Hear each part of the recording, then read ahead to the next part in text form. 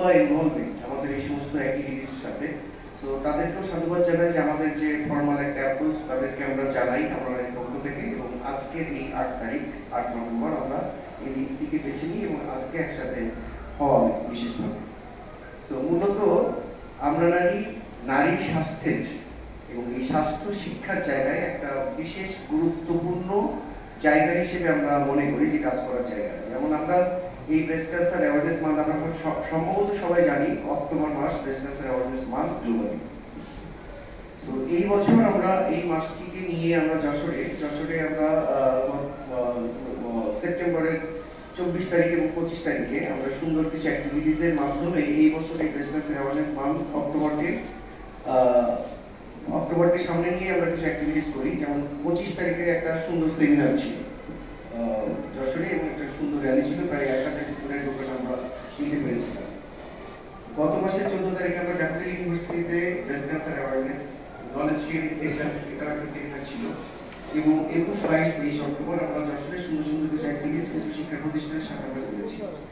তো আমার বক্তব্য আর দীর্ঘায়িত না করি, আমরা অলরেডি লেট করে ফেলেছি। তো আমরা আমাদের যারা অতিথি আছেন, অতিথি বলবো না আমি, আমাদের রিসোর্সফুল পার্সন আছেন এখানে ক্যান্সার নিয়ে কথা বলবেন বা এই সচেতনতামূলক নিয়ে কথা বলবেন। আমরা মনে করি যে আমরা এখানে যারা আছি সবাই আমরা উপকৃত হবো।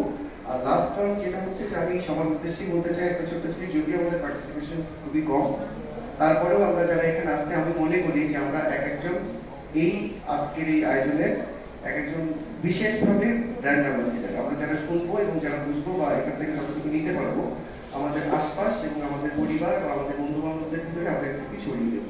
অনেক ধন্যবাদ, ভালো থাকবেন, আসসালামু আলাইকুম। যেকোনো ক্যান্সার, এখানে ব্রেস্ট ক্যান্সার বিষয়ে আলোচনা হচ্ছে।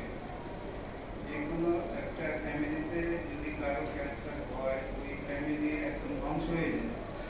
এন্ড রেজাল্ট কি, অনেক দিন চিকিৎসার পরে দেখা গেল ওই ফ্যামিলিটা একদম পেনিলেস হয়ে যায়। রোগী নিজেও মারা গেল, ফ্যামিলিটাও একদম ধ্বংস হয়ে গেল, এরকম অবস্থা। আমাদের নলেজটা এই পর্যায়ে পেশেন্ট কিরকম সাফার করে এটা হলো এক্সট্রিম পর্যায়ে।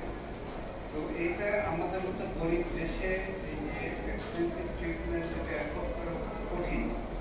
এইটা তো আমরা বুঝি, এইগুলো নলেজ আর কি আমরা এক্সপিরিয়েন্স করি আমাদের সোসাইটিতে। আরেকটা হলো সেই জন্যই বলে যে প্রিভেনশনটা হলো জরুরি। প্রিভেনশনের জন্য কি দরকার? এই অর্গানাইজেশনকে আমি প্রশংসা করি এই জন্যে যে তারা অ্যাওয়ারনেস বিল্ডিং এর জন্য কাজ করছে।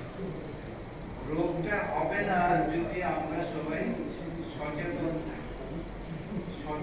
থাকি। তারা কাজ করছে যে এই সচেতনতা ক্রিয়েট করার জন্য, এই রোগটার ব্যাপারে এডুকেশনের জন্য, কি জন্য এটা হয় এবং তার পরের পর্যায়ে আর্লি ডিটেকশন, যে স্ক্রিনিং করে, আর্লি ডিটেকশন হইলে তখন ট্রিটমেন্টটা লেস এক্সপেন্সিভ মধ্যে সেরে ফেলা যায়, অনেক সময় সুস্থ হয়ে যায়।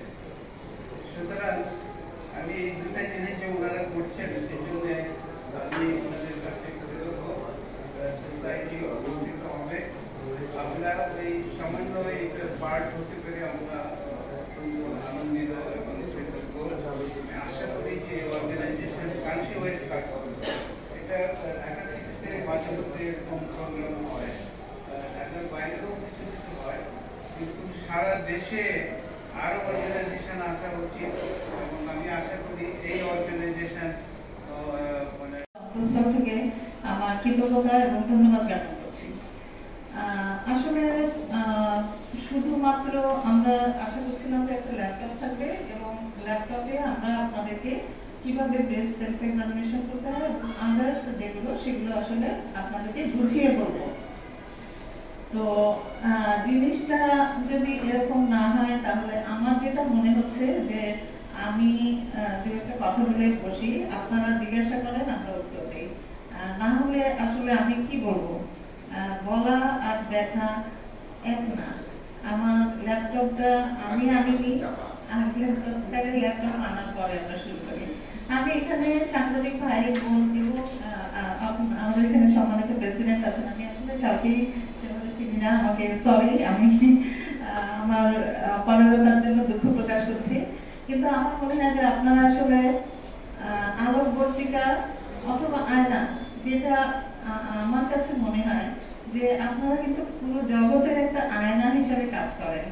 আপনারা অথবা আলোটা যদি আয়নাতে রিফ্লেক্ট হয় তাহলে কিভাবে হয় বলেন তো? এটা কিন্তু হাজার হাজার দেখা যায়। আপনি কি কখনো দেখেছেন যে একটা আলো যদি মিররের সামনে ধরা হয় সেটা মাল্টিপ্লাই হয়ে যায়? আপনি যেই মেসেজটা দেশবাসী অথবা পুরো পৃথিবীকে দেন সেটা কিন্তু হাজার গুণে মাল্টিপ্লাই হয়। আমরা সবাই দেখি, সবাই শেয়ার করি, সবাই এটা নিয়ে কথা বলি। আপনাদের ভূমিকা কতখানি গুরুত্বপূর্ণ সেটা আপনি বুঝেন। আর আমাদের ব্যাপারটা কি, আমরা হয়ে হ্যাঁ মাঝে মাঝে ওটিতে থাকি, বাইরে ঝড় হয়েছে, ভূমিকম্প হয়েছে, বৃষ্টি বাদল হয়ে হাঁটু পানি হয়ে গেছে, আমি কিন্তু জানিও না যে বাইরে আসলে কি হচ্ছে, বাইরের পৃথিবীতে কি হয়ে গেছে। এই মুহূর্তে মানুষ মারা গেছে, এই মুহূর্তে কু হয়ে গেছে, এই